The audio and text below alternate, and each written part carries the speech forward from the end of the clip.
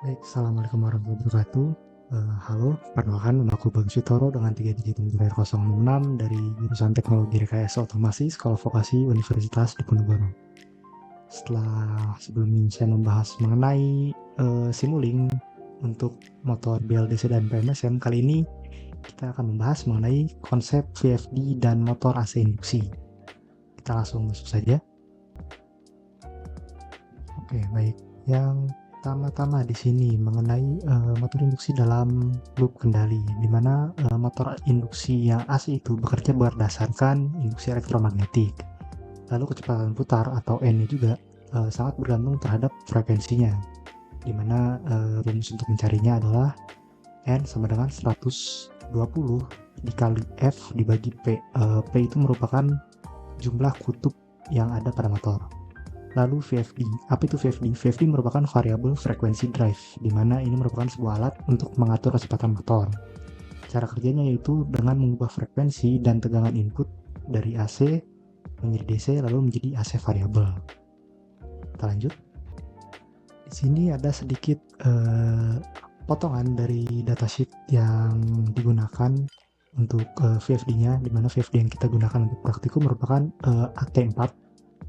Di sini dapat kita lihat tertulis ada model yaitu AT4 1500X, lalu ada input voltage single phase 220 VAC dan ada output voltage-nya 3 phase 380 VAC, di mana ini merupakan VFD single to triple phase, jadi outputnya single, outputnya 3. Lalu untuk power supply voltage-nya dia di rating tegangan 220 volt AC dengan frekuensi 50 atau 60 Hz.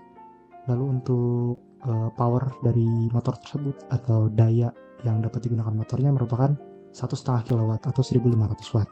Rated current atau arusnya merupakan 8 Watt. Dan untuk maksimum output frekuensi atau output maksimum frekuensi yang merupakan 400 Hz.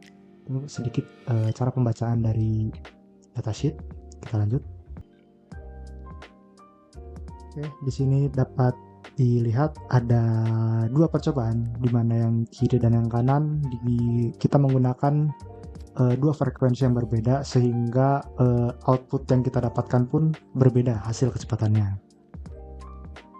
Lalu kita lanjut ke slide yang berikutnya. Nah, di sini ada data dari hasil percobaan kita. Kita menggunakan 10 kali percobaan pada frekuensi 10 Hz, 20 Hz, 30 Hz hingga 100 Hz. Lalu yang kita cari adalah kecepatan arus dari motor tersebut. Nah, dari hasil percobaan tersebut dapat kita ketahui bahwa semakin tinggi frekuensinya, maka kecepatan atau RPM dan arusnya pun akan semakin naik. Dapat dilihat dari grafik yang ada di sebelah kanan. Ketika kita ambil contoh, frekuensi yang digunakan adalah 20 Hz, maka output atau dari kecepatan motor yang merupakan 629 rpm, dan ketika frekuensi yang digunakan adalah 100 Hz, kecepatan dari motor atau rpm dari motor itu 3023 rpm. Jadi frekuensi dan kecepatan motor itu berbanding lurus. Kita lanjut ke slide berikutnya. Nah, pada video yang kedua ini ada percobaan akselerasi dan deakselerasi, di mana video yang sebelah kiri dan sebelah kanan menggunakan setting parameter yang berbeda, sehingga menghasilkan output akselerasi dan deakselerasi yang berbeda juga. Nah, di sini ada data tabel untuk hasil percobaan yang kedua ini, di mana settingan parameter pada P34 dan P42 itu kita variasikan sebanyak 5 kali, dan untuk frekuensi kita tetap menggunakan frekuensi yang sama, yaitu pada 75 Hz. Untuk dari hasil percobaan ini, waktu akselerasi dan waktu deakselerasi itu bervariasi, karena ketika kita menggunakan timer dari jam tangan, hasil yang kita dapat berubah. Di sini mungkin tabelnya agak sedikit salah. Ini harusnya adalah 0, dan waktu akselerasi dan deakselerasinya juga itu ada di secara detik, bukan secara menit ya.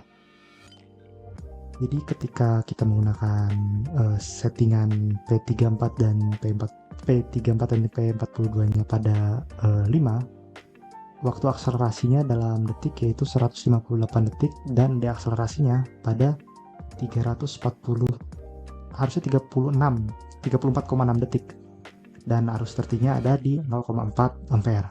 Nah, ketika kita menggunakan P34 dan P42-nya 25 disamakan, waktu akselerasi yang didapat naik menjadi 29,5 detik dan waktu deakselerasinya 30,7 detik. Jadi ketika settingan parameter dari P34 dan P42 ini dinaikkan, waktu deakselerasinya akan turun, namun waktu akselerasinya akan naik. Tapi untuk mencari settingan yang tepat, kita perlu memang menguji dan memahami karakteristik dan juga datasheet dari motor itu sendiri, sehingga didapatkan settingan parameter yang optimal. Di sini dapat terlihat pada percobaan yang menggunakan parameter 20 pada P34 dan P42-nya, di mana waktu akselerasinya ada 39 detik dan deakselerasinya adalah 28 detik, yang merupakan tergolong sangat singkat dibandingkan dengan percobaan lainnya. Kita lanjut ke slide berikutnya. Nah, di sini ada parameter yang kita setting pada VFD-nya. Jadi pada VFD ada sebuah layar 7 segment dan berbagai tombol. Jadi kita menggunakan parameter yang ada di sini untuk mengatur seluruh parameter yang akan digunakan. Nah, untuk poin berikutnya mengenai setting forward, reverse, dan juga jog, itu ada pada setting P00 diaktifkan. Untuk P00 pada parameter 01, maka motor akan berjalan secara forward. Lalu ketika P00 kita setting parameter 02, maka motor akan berjalan secara reverse. Jika kita ingin menggunakan fitur jog pada motor, maka kita menggunakan P00-nya yang 03. Seperti itu. Lalu mungkin cukup sekian dari saya, kurang lebih mohon maaf. Wassalamualaikum warahmatullahi wabarakatuh.